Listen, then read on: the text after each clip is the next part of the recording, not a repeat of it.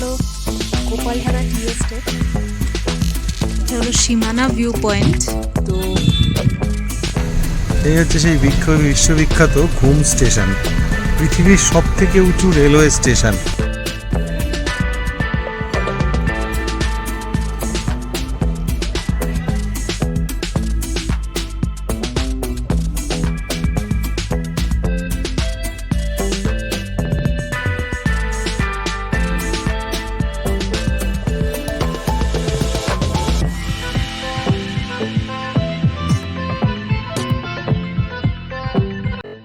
Hello friends, precious moment with jute Darjeeling সিরিজের 3rd এপিসোডে তোমাদের সবাইকে স্বাগত। এই পর্বে তোমাদের সাথে শেয়ার করে নেব 10ই আগস্ট শনিবার সেকেন্ড হাফের অনেক গল্প। মিরিক থেকে বেরিয়ে আমরা কোন কোন ভিউ পয়েন্ট দেখলাম, কখন দার্জিলিং পৌঁছালাম, কোন হোটেলে উঠলাম, সন্ধ্যাটা কিভাবে কাটালাম, কি কি খাবার খেলাম ইত্যাদি অনেক কিছু। তাই ভিডিওটা স্কিপ না করে সাথে থাকো আর এনজয়। তো ঘড়িতে এখন প্রায় দুপুর 2:45 আর আমরা বেরিয়ে পড়েছি মিরিক থেকে আবারও পাহাড়ি পথে দার্জিলিং এর উদ্দেশ্যে, বর্ষার মেঘ ও বৃষ্টির সাথে নিয়ে। তবে মেঘ বৃষ্টির সাথে আরো যেটা আছে সেটা হলো এক রাস সবুজের সমারোহ, যা পাহাড়ের এই পাকদণ্ডী পথকে এক অনন্য সুন্দর রূপ দান করেছে। আর তাই তো একবার এই পথ ধরলে মনও আপন খেয়ালেই গিয়ে ওঠে, এই পথ যদি না শেষ হয় তবে কেমন হতো তুমি বলো তো।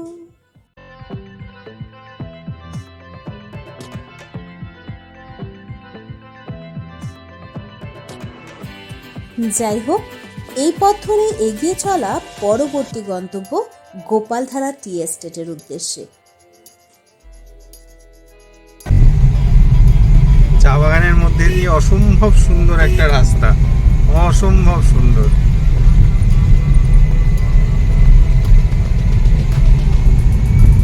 চারিদিকে চা বাগান, তার মধ্যে একটা অসাধারণ রাস্তা।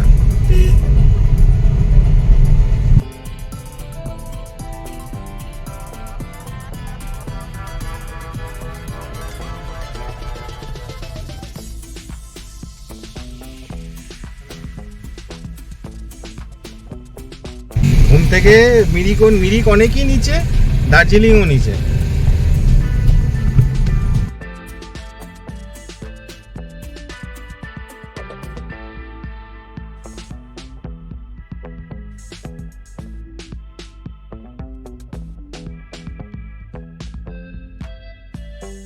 সাড়ে 5,000 থেকে 7,000 ফুট উচ্চতায় প্রায় 800 একর জমির ওপর বিস্তৃত এই গোপালধারা টি এস্টেট দার্জিলিং এর বিখ্যাত টি এস্টেট গুলোর মধ্যে একটা।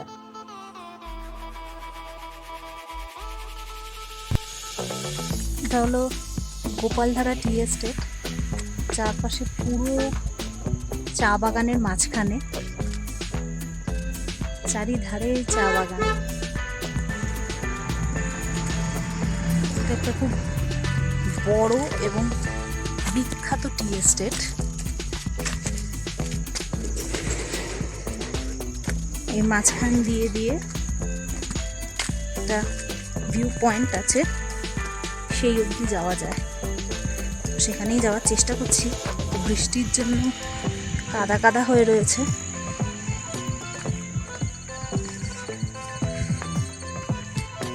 কিন্তু চারপাশের ভিউটা হচ্ছে এরকম অসাধারণ।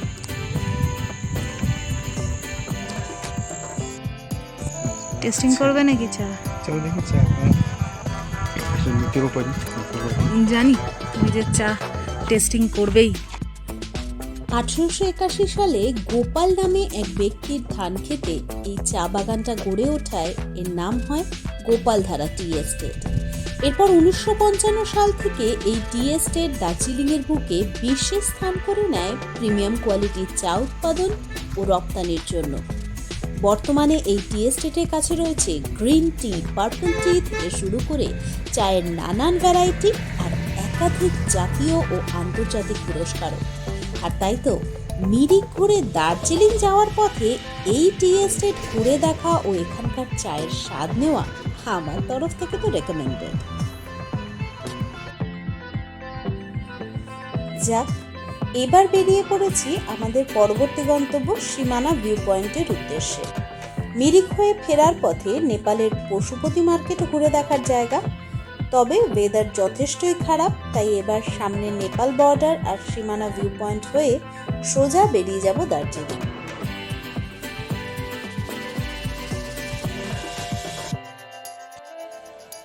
এই কাকড়ি খাবো বলেছি বলে এইরকম বড় একখানা কাকড়ি নিয়ে এসছে, দেখো অবস্থা।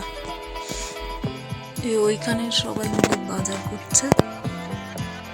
এই বাজার রাস্তার মাঝখানে বাজার, সেখান থেকে বাজার করা হচ্ছে। আমি বললাম আমার জন্য একটা কাকড়ি এনো, তার জন্য এই এত বড় একটা কাকড়ি নিয়ে চলে এসেছে। বলো এবারে এটা কি করে খাবো। এনজেপিতে পৌঁছানোর পর থেকে এখনো অবধি মানে ঘুরে চলেছি আমরা। তো অ্যাকচুয়াল রিজনটা হচ্ছে যে ট্রেনটা 4 ঘন্টা লেটটা ওটা একটা এক্সেসিভ লেট হয়ে গেছে, কিন্তু তারপরেও মানে আমাদের এনার্জির কমতি নেই। আমরা এখানে ওখানে সেখানে, আর ততটাই ভালো হচ্ছে যে আমাদের এই ড্রাইভার দাদা বিন্দু মাত্র মানে আমাদের লেট হয়েছে বলে উনি বিন্দু মাত্র এতটুকু বিরক্তি নেই বা কিছু নেই, সমস্তটা আমাদেরকে ঘুরে দেখাচ্ছে। তো এখন প্রায় 5টা বাজতে চললো, তো এখনও আমরা পৌঁছাইনি দার্জিলিং। তো সামনে রয়েছে সীমানা ভিউ পয়েন্ট, সেটা দেখে তারপরে আমরা দার্জিলিং ঢুকবো। তো মেবি আজকে দার্জিলিং ঢুকতে ঢুকতে 6টা বেজে যাবে আমাদের। এখানে সীমানা ভিউ থেকে আপনার সানরাইজও দেখা যাবে। আচ্ছা,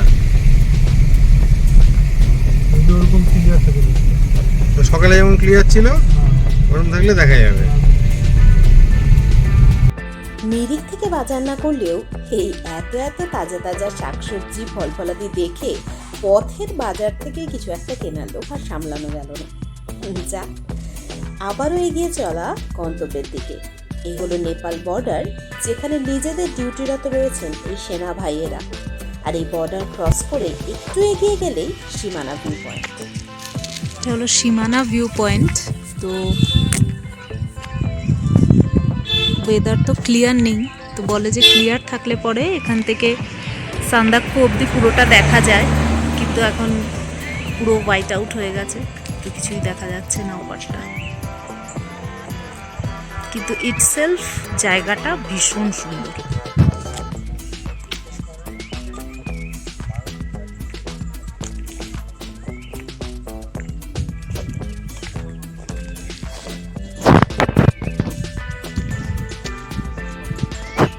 কত সুন্দর সুন্দর ফুল, অসাধারণ সমস্ত ফুল।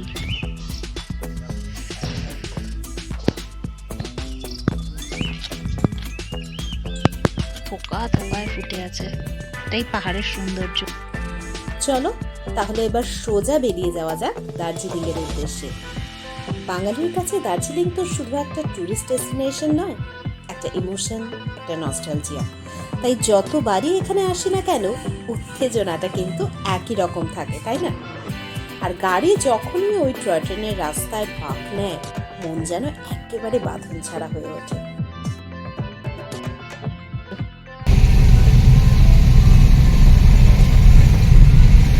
এইটা পুরো লাভা হয়ে গেছে এখন। হ্যাঁ মুন্নি, পুরো মেঘ ফেক দিয়ে একদম লাভা।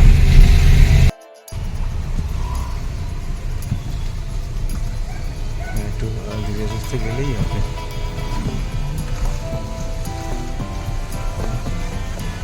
এই হচ্ছে সেই বিশ্ববিখ্যাত ঘুম স্টেশন, পৃথিবীর সব থেকে উঁচু রেলওয়ে স্টেশন। আর আমাদের আদরের দার্জিলিং হিমালয়ান রেলওয়ে বা toy train, world heritage toy ট্রেনের ঘুম স্টেশন।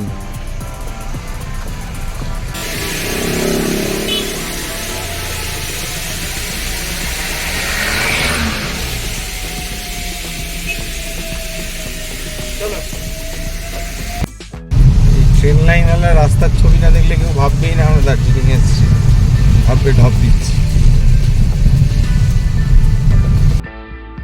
ঘুম স্টেশন বাতাসিয়া লুপ পেরিয়ে গাড়ি যতই ভেতরের দিকে যেতে থাকে উত্তেজনার পারদ চড়তে থাকে ততই। তবে এই যাত্রা অফ সিজনে আসায় এই রাস্তায় ট্রাফিকের সমস্যায় পড়তে হলো না।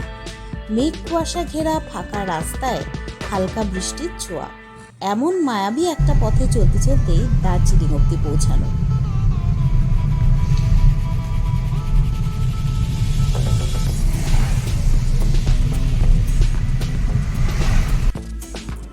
সময় এখন প্রায় 6:30 আর দার্জিলিংয়ে আমাদের এবারের ঠিকানা ম্যাল রোডের একদম কাছে located hotel peak to pick.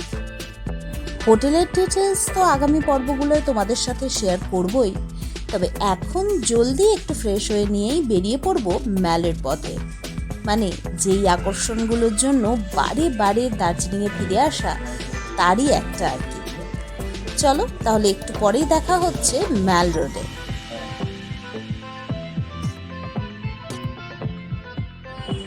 দার্জিলিংয়ের এই এভারগ্রিন ম্যাল রোডের হেরিটেজ, ন্যাচারাল বিউটি আর ফেস্টিভ ভাইবসের তীব্র আকর্ষণ এড়ানো কোনো ট্যুরিস্টের পক্ষে সম্ভব বলে তো মনে হয় না। আর তাই তো সিজন হোক কি off season, mall road is always entertaining. রাতের ম্যাল রোডের আরও এক বিশেষ আকর্ষণ হলো গ্লেনারিজের এই ঝকমকে হোপ বিল্ডিং, যার সামনে দাঁড়িয়ে ছবি তোলাটা আর ভেতরের অ্যাম্বিয়েন্স অ্যান্ড ফুড এক্সপিরিয়েন্স করাটা দার্জিলিং ট্রিপের one of the most precious and mandatory activities. Anyway, একবার এখানে ঢুকে পড়েছো কি হারিয়ে যাবে এর মোহময় পরিবেশ, বেকারির গন্ধ ও স্বাদে। এখানকার অ্যাম্বিয়েন্সে দার্জিলিং টি এর সাথে বেকারি কিংবা স্ন্যাক্স এনজয় করতে করতে ফিরে যেতেই হবে এই ক্যাফের 100 বছর পুরনো ইতিহাসের পাতায়, যখন এটা the Glenary's bakery and cafe নয়, ভাদু নামে পরিচিত ছিল। সকালের ব্রিটিশ ব্রেকফাস্ট থেকে সন্ধ্যার ইভিনিং স্ন্যাক্স অ্যান্ড ডিনারের আসর সেকালেও জমে উঠত এখানে একইভাবে, তবে ইংরেজদের হাত ধরে। এখন দার্জিলিংয়ে অনেক ক্যাফে বা রেস্তোরাঁ থাকলেও the glory of Glenary's is still the same. কাজে এই গ্লোরির সাক্ষী হতে আর পেটের অসম্ভব একটা খিদে মেটাতে অর্ডার করেই ফেললাম ইভিনিং টি, কিছু বেকারি আইটেমস আর সেই সাথে ডিনারে বার্গার অ্যান্ড সসেজও। গ্লেনারিজের বেকারি, যেটার জন্য আমরা সবাই মানে প্রচণ্ড রকম ইমোশনাল। আপাতত এটা দিয়ে শুরু হয়েছে আমাদের দার্জিলিং ভোজ পর্ব, এবার দেখা যাক।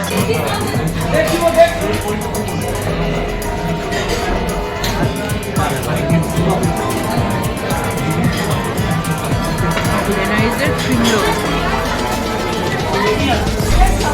পুরোনো হবে না, এটা টেস্ট অন্য কোনো জায়গার সাথে মেলে না।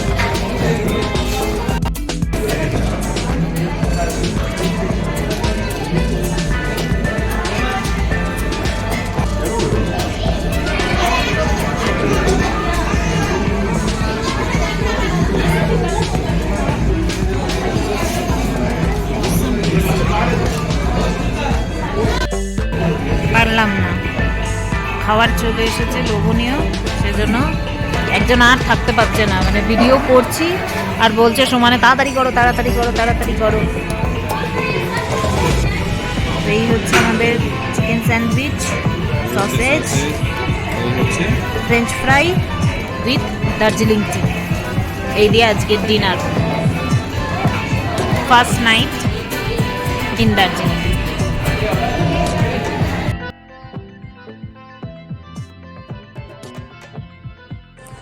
আর এরপর ডিনার শেষে আবার কিছুক্ষণ ম্যাল রোডে এধার ওধার ঘুরে বেড়ানো। গ্লেনারিজে ডিনার করে ম্যালে হাওয়া খেতে খেতে হঠাৎ চোখে পড়লো একটা চেনা দোকান, বাস্কিন রবিন্স। গেলাম, লাফাতে লাফাতে ঢুকে পড়লাম, আইসক্রিম খাবো। আইসক্রিম খেলাম, আইস খেলাম, ক্রিম পেলাম না, জানেন। ফ্রস্টিং হয়ে গিয়ে দার্জিলিংয়ে বাস্কিন রবিন্স তার ক্রিম ব্যাপারটাই উড়ে গেছে। তার ফলে কলকাতার বাস্কিন রবিন্স আর দার্জিলিংয়ে পাওয়া গেল না। বড্ড ডিজার্টেড হলাম। যাই হোক, ঘোরাঘুরি তো অনেক হলো, এবার হোটেলে ফেরার পালা। তাই এই ভিডিওটা এখানেই শেষ করছি। ভিডিওটা ভালো লাগলে লাইক, কমেন্ট ও শেয়ার করো। আর চ্যানেলে নতুন হলে চ্যানেলটা সাবস্ক্রাইব করে পাশে থেকো। তাহলে দেখা হবে নেক্সট পর্বে আরও একটা দারুণ ভিডিও নিয়ে বর্ষায় দার্জিলিং সিরিজের। আজকের মতো গুড বাই।